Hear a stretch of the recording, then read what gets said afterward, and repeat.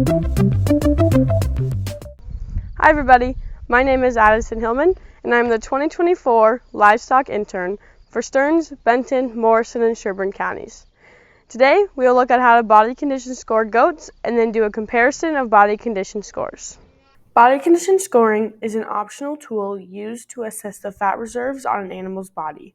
This can be used to change the nutritional and management strategies on your operation.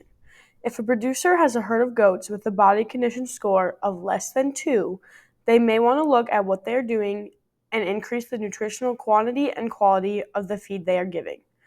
On the opposite side of the scale, if a producer has goats that are higher than a 4, they are losing money and it is no longer economically feasible to feed animals of that size, so decreasing the feed is recommended. Some things to consider though when body condition scoring is the time of year.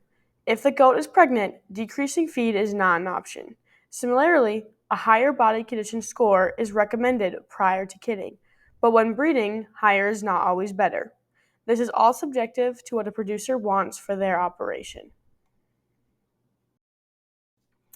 Body condition scoring in goats is more hands-on than large livestock, and it is more difficult to do so visually.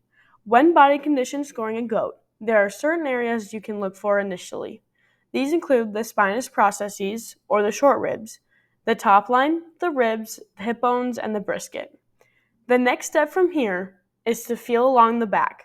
You do so by palpating the top line to feel for the spinous processes, the epaxial muscles, and how much fat covers over them. Feel along the back until you find the short ribs and the space below them. This is called the spinous processes. The muscles that are around these are called the epaxial muscles. Feeling the fat cover over these will tell you the body condition score. We will now take a look at 3 different goats to see the differences in body condition scores. Starting off, we will look at them visually. If you look at the back half, you can see a clear difference between the 3. The body condition score 2 has visible hip bones and you can see the space beneath the short ribs. The body condition score 3 is fuller with a smooth body throughout. The body condition 4, you can see a clear bulge of the stomach, showing she is very round. Now from these angles, you can see a better view of how round the stomachs are. The body condition score 2, on the top view, you can see her top line is very defined. Again, the body condition score 3 is smoother throughout, seeing a little bulge in the stomach, but not bad. The body condition score 4, you can really see how big her stomach is, and there is excess fat around the ribs. This last angle shows how wide these goats really are. You can also see differences in the muscles of their back legs and the differences in how wide their stomachs are. Now we will feel along each goat's back. The body condition score of 2, you can see how my hand is able to wrap around the top line, showing there is no excess fat. The body condition score 3, my hand is stretched further apart, but I can still feel the short ribs. On the body condition score 4, I could feel excess fat along the whole top line, and my hand couldn't wrap around the short ribs.